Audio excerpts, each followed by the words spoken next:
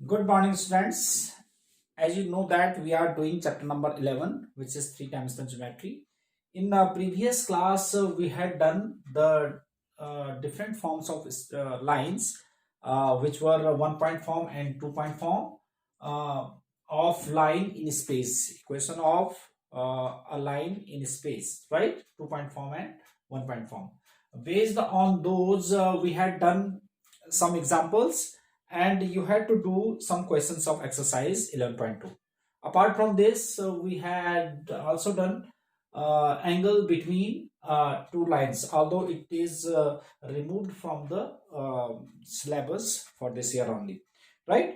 तो फिर भी हमने कर लिया था वो, और तो मैंने आपको एक बात बता दिया, बाकी क्वेश्चंस आप करो या ना करो ये आपके ऊपर डिपेंड करता है, मगर कर लोगे तो ज्यादा अच्छा है क्योंकि कॉम्पिटिटिव एग्जाम्स में वो आने वाला है। ओके, तो अब इसके बाद है हमारे पास shortest distance between two lines.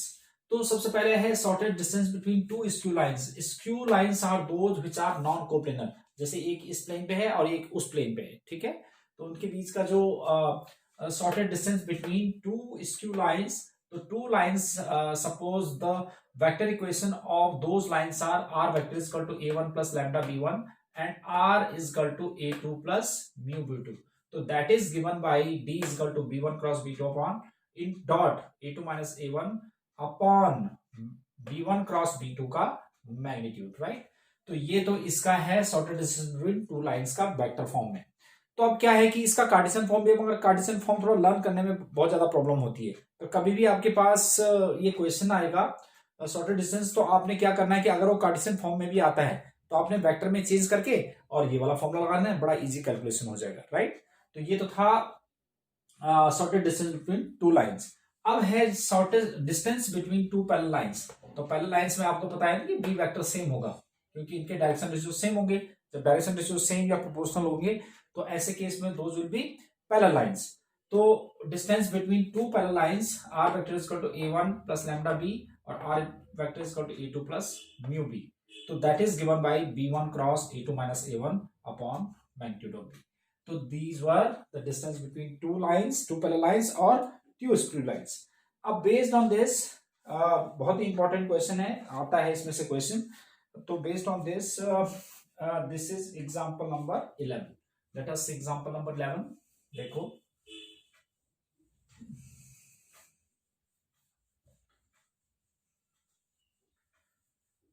example 11 is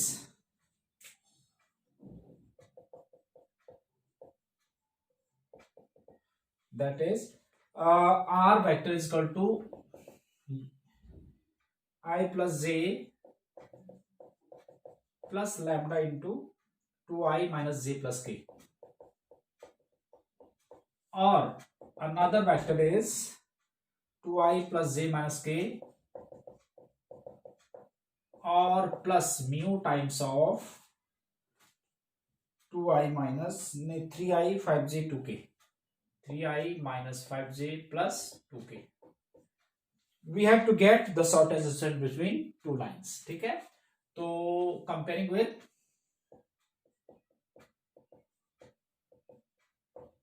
r vector is equal to a1 plus lambda b1 and r vector is equal to a2 plus mu b2, ठीक है। तो here a1 vector is I plus j, b1 vector is 2i minus j plus k, a2 vector is 2i plus j minus k and b2 vector is 3i minus 5j plus 2k, ठीक है। तो अब सबसे पहले हमें उसमें shortest distance में b1 cross b2 की जरूरत पड़ेगी। तो पहले b1 क्रॉस b2 निकालेंगे। b1 क्रॉस b2 निकालो। आपको पता है cross product i j k, i j k इनके कोएफिशिएंट्स 2 minus 1 1, 3 minus 5 2, ठीक है। अब इसका निकालो i इंटू, इसका रो कॉलम छोड़ दो तो -2 और +5 और माइनस जे के साथ उसका रो कॉलम छोड़ दो 4 - 3 प्लस के साथ उसका रो कॉलम छोड़ दो 10 + 3, ठीक है। -10 +3, ठीक है, -10 और +3, तो दिस इज 3i -j और -7k, ठीक है, ये तो आ गया। तो इसका b1 क्रॉस b2 का जो मैग्नीट्यूड होगा वो हम निकाल लेंगे इससे। तो b1 क्रॉस b2 मैग्नीट्यूड, तो दैट इज √9 + 1 + 49, तो √59। तो now sorted distance between lines 1 and 2, line 1 it is and line 2 it is, so now sorted distance between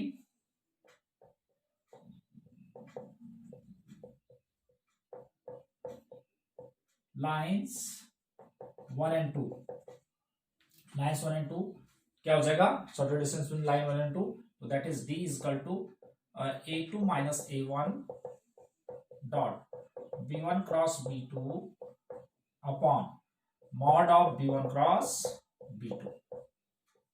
तो a2 माइनस a1 करो, a2 में से a1 को माइनस करो, a2 माइनस a1 करो तो 2i में से i, तो i हो जाएगा, j माइनस j 0 हो जाएगा और माइनस k आएगा, डॉट b1 क्रॉस b2 के लिए हमारे पास है 3i minus j minus 7k, और अपॉन इसका मैग्नीट्यूड था √59।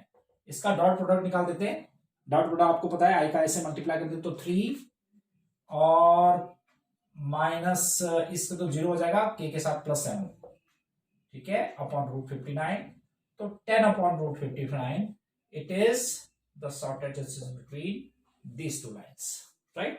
It was example number 11. Now इसके बाद देखते हैं example number 12. 12th example is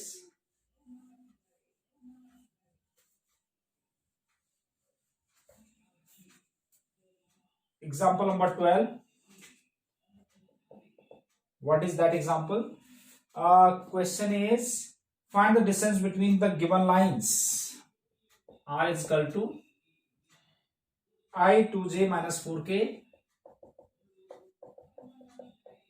plus lambda into 2i 3j 6k,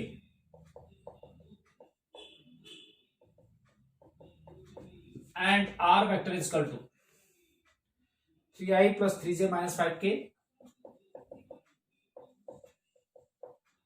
plus mu into 3i 3j 2i 3j 6k, ठीक है।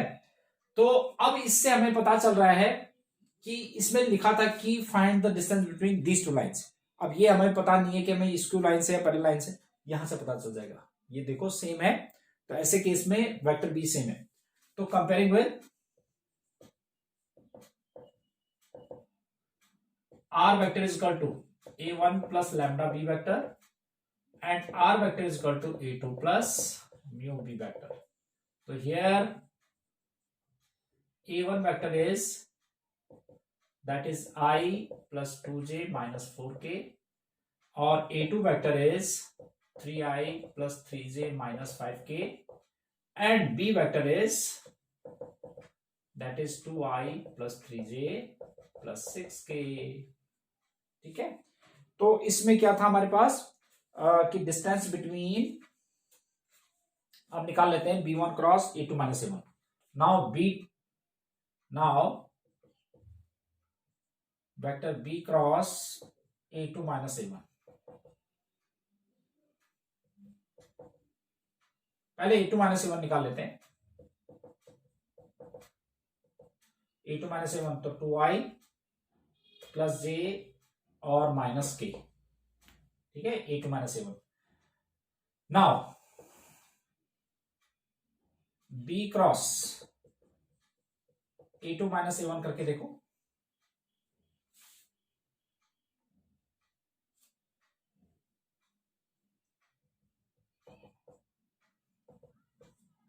i j k b ये था ना वेक्टर b, तो 2 3 6, और a2 माइनस a1 अभी हमने निकाला, दैट इज 2 और 1 और -1, इसका हम जो है क्रॉस प्रोडक्ट निकाल लेते हैं।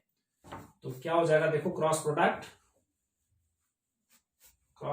हो गया हमारे पास, दैट इज आई इंटू, इसका रो कॉलम छोड़ देंगे, -3 -6 माइनस जे के साथ आ जाएगा -2 -12 और प्लस के साथ आ जाएगा हमारे पास 2 -6। तो दिस बिकम्स -9i और +14j और -4k, राइट। अब इसमें हम निकाल लेते हैं इसका मैग्नीट्यूड। तो क्या होता है हमारे पास, शॉर्टेज डिस्टेंस इज, तो distance between lines 1 and 2, lines this is 1 and this line is 2, so that was d is equal to mod of b cross a2 minus a1, इसका magnitude upon mod of b। तो इसका magnitude निकालो आप, इसका magnitude ये है √of 81 plus 196 plus 16 upon vector b is √of, इसका magnitude निकालो b का मैग्नीट्यूड है 4 प्लस 9 प्लस 36, तो this becomes √of 293 upon 7. So this much of units. So this is distance between these two parallel lines. Yes. Now we have exercise 11.2. इसमें मैं कुछ questions आपसे discuss कर लेता हूं। देखो फर्स्ट क्वेश्चन था कि show that the lines with the direction cosines, यानी कि lines with the direction cosines, पहले वाली लाइन के डायरेक्शन कोसाइंस ये हैं, सेकंड लाइन के डायरेक्शन कोसाइंस ये हैं और थर्ड वाली लाइन के डायरेक्शन कोसाइंस ये है। तो with the direction cosines are mutually perpendicular, हमने ये शो करना है कि तीनों लाइंस म्यूचुअली परपेंडिकुलर है। दैट मींस L1 L2 पे, L2 L3 पे और L3 L1 पे परपेंडिकुलर है। तो आपको पता है कि परपेंडिकुलर वाली लाइन वाली कंडीशन क्या थी, जैसे हमने एंगल बिटवीन टू लाइन से किया था कि A1 A2 plus B1 B2 plus C1 C2 equal to 0। Same way जैसे हमारे पास अगर डायरेक्शन रेशियोज गिवन थे तो A1 A2 plus B1 B2 plus C1 C2 equal to 0 होता था। तो सेम वे डायरेक्शन कोसाइंस का मल्टीप्लिकेशन भी 0 होता है, तो that means those will B perpendicular. तो जब हमारे पास डायरेक्शन कोसाइंस गिवन है तो आप तब लगाओगे L1 L2 plus M1 M2 plus N1 N2 equal to 0। अगर ऐसा आ जाता तो those line will be perpendicular. और अगर आपके पास डायरेक्शन रेशियोज गिवन है तो ये वाला यूज कर सकते हैं। तो यहाँ पे डायरेक्शन कोसाइंस गिवन है तो डायरेक्शन कोसाइंस वाला मैं यूज कर रहा हूं। तो पहले वाले लाइन के हमने डायरेक्शन कोसाइंस को L1 M1 N1 ले लिया, दूसरे को L2 M2 N2 और तीसरे को L3 M3 N3। अब हमने L1 L2 M1 M2 N1 N2 निकाला, ये देखो आपका 0 आ गया। सेम वे L2 L3, ठीक है, L1 और L2 और L3 का निकाल लिया हमने मल्टीप्लिकेशन करके, वो भी 0 आ गया। और L3 और L1 का निकाल लिया, अगेन इट इज 0। जब ये L1 L2 M1 M2 N1 N2 0 आ गया तो that means L1 is perpendicular to L2, same way L2 is perpendicular to L3, same way L3 is perpendicular to L1. So hence lines L1 L2 L3 are mutually perpendicular lines. Yes. अब second question देखेंगे। Second question है show that the line through the points 1 -1 2 और 3 4 2 -2 and 0 3 2 and 3 5 6 are perpendicular to each other। हमने ये show करना है कि those line which passes through this point and this point are perpendicular to each other। तो आपको पता है कि 2 पॉइंट फॉर्म से डायरेक्शन रेशियोज कैसे निकालते थे हम, x2 - x1 y2 - y1 z2 - z1। तो देखो हमने डायरेक्शन रेशियोज ऑफ AB निकाला, तो x2 - x1 y2 - y1 z2 - z1 ये निकाला हमने। तो दैट इज, इसको हमने एज्यूम कर लिया that is A1 B1 C1। फिर डायरेक्शन रेशियोज ऑफ CD निकाला, 3 - 0 5 - 2 3 6 - 4 ये निकाला हमने, इसको हमने A2 B2 C2 एज्यूम कर दिया, राइट। अब A1 A2 plus B1 B2 plus C1 C2 करके देखो, तो ये कैलकुलेशन करके देखा हमने तो क्या आया 0। तो that means AB is perpendicular to CD। Yes, अब है थर्ड क्वेश्चन। इसमें था कि show that the line through the points this point and this point, also this point and this point are parallel to each other. तो parallel वाला condition आपको पता है कि क्या होता था कि A1 upon A2 equal to B1 upon B2 equal to C1 upon C2। A1 B1 C1 आपको पता है डायरेक्शन रेशियोज होते हैं। तो अगर उनके जो डायरेक्शन रेशियोज प्रोपोर्शनल होते हैं तो वो पैरेलल होते हैं। तो सेम वे में हमने जैसे हमने लास्ट क्वेश्चन में किया, इसका डायरेक्शन रेशियोज निकाला, ये आ गया। CD का डायरेक्शन रेशियोज निकाला, ये आ गया। इसको हमने A1 B1 C1, इसको A2 B2 C2। अब देखो यहाँ चेक करके देखो कि A1 अपॉन A2 निकाल के देखो तो that is -1। B1 upon B2 निकाल के देखा हमने, फिर अगेन -1। C1 अपॉन C2 निकाल के देखा, अगेन -1। तो that means if each of these are equal to -1, that means A1 upon A2 is equal to B1 upon B2 is equal to C1 upon C2. So when direction ratios are proportional, that means lines are parallel. Yes. अब question number 4, 5 and 6 है। Question number नहीं, question number 4 है, find the equation of a line passes through the point 1 2 3 and is parallel to this.